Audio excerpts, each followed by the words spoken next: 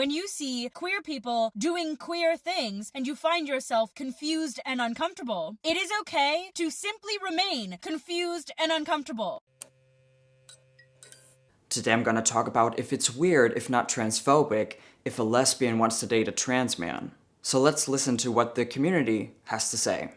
I am going to say this once, and I'm not going to say it nice, so buckle up to sit in your discomfort or save it and come back later. If you are not a lesbian and you are not a trans man, and you have made it your business to come on God's green internet to criticize members of these two groups to which you do not belong for being in loving consensual relationships with one another, I strongly suggest that you shut your mouth. Why is this behavior socially acceptable within the QIA+ community? I don't get it. Calm down, Missy.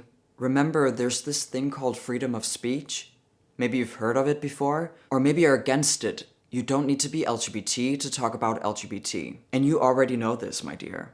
When you see queer people doing queer things and you find yourself confused and uncomfortable, it is okay to simply remain confused and uncomfortable. You don't have to make it their problem. And if you would like to understand how it is possible for a trans man and a lesbian to find a loving relationship with one another, it will behoove you to listen to the voices of trans men and lesbians in loving relationships with one another. Wow, this is a great way to stop making people so confused. And you also made sure to increase the acceptance at the same time. Good job. I totally get the confusion about why a lesbian would date a trans man. Let's say a woman who identifies as a lesbian dates me. I get if that's a little bit weird and if it doesn't make any sense to you. You have every right to be confused and ask questions. But her aggressive behavior is the reason why people are so afraid to ask me any questions in real life. The fake LGBT activists try to gain acceptance in society by forcing regular people to accept them. They try to scare normal people and say you are not allowed to ask any questions. And I think it's super disgusting. For the longest time, I avoided anything having to do with lesbians because of this fear of invalidation. It wasn't until a fellow trans friend of mine encouraged me that I finally started to consume lesbian culture, and I instantly felt such a connection to it. And why do you think that is? Take a wild guess. I could see myself reflected back at me so clearly in these different pieces of lesbian media, and it made me angry. I was angry that for such a long time I was denying myself this particular joy and this particular community, all because I was listening to people who said that lesbian culture wasn't for trans people. I was listening to TERFs. No one claimed that you're not a lesbian. You choose to identify as trans. And if you actually just identify as a lesbian from the beginning, you wouldn't be in this situation. It's great to hear that you're finally able to embrace the lesbian culture, because you're most likely a lesbian, so it makes sense. But you have to understand that if you're a woman who is on testosterone, you want to live your life as a man, no matter what sex you're attracted to, you don't belong in certain lesbian spaces. Because most lesbians cannot relate to your experience. Or rather, the trans experience you're appropriating. Along this journey, I realized that non-binary was a more accurate label for my gender, but what if I hadn't? Would all of my lived lesbian experience suddenly be defunct? Would my presence at lesbian community events suddenly be considered homophobic and transphobic? Hold on, there's no reason to make this so complicated. If you want to live your life as a man and you're attracted to women, it wouldn't make sense to be in lesbian spaces. If you were actually trans, I highly doubt it. If you were actually a gender dysphoric female, attracted to females, it would make you very uncomfortable, very dysphoric being perceived as a lesbian. The truth, the biological reality of the situation is, she's a lesbian. However, it wouldn't make sense if she is, in fact, a trans man, to complain about not being a part of the lesbian community.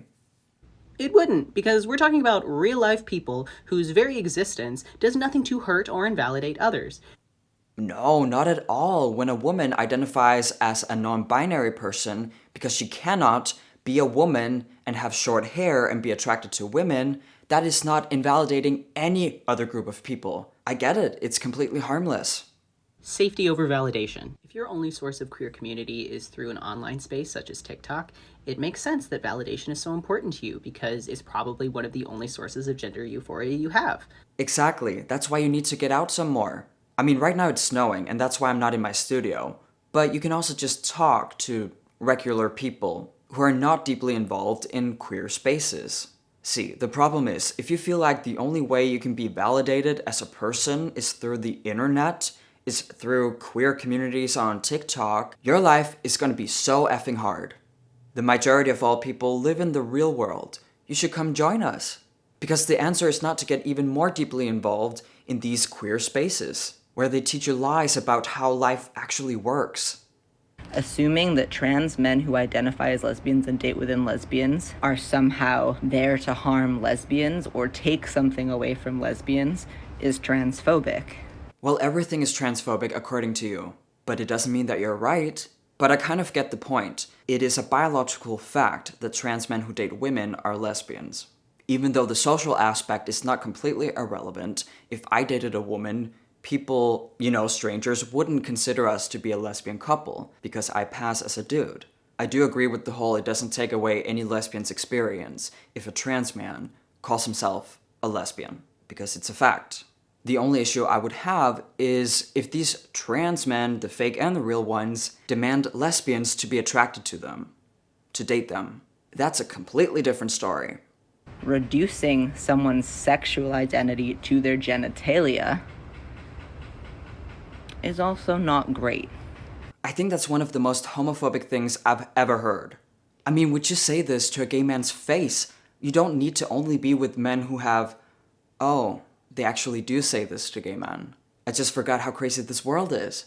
You personally do not have to want to date trans men if you are a lesbian, but for the lesbians who feel comfortable dating trans men because some trans men still align with that identity because it's who they are and it's how they found themselves, there is nothing wrong with that, and you need to grow up. The lesbians who date trans men can date them because of, well, my air quotes. It is because these trans men are not trans. They're actually women with blue short hair and a septum piercing. So it would make sense if a lesbian is attracted to that. But most lesbians are not attracted to me, to my deep voice, to my facial hair, the fact that I don't have any breasts, and the fact that my name is Marcus. I think people should date whoever they want to date as long as it's consensual and legal. And I hope that we as a society will not care so much about labels as we do now. Thank you all for watching this video. If you want to see more content like this, remember to hit subscribe and the notification bell. If you want to support me and my work, my PayPal is in the description down below. You can also support me through locals.com or by becoming a member of this channel. I love you all and I hope to see you in my next video. Peace out.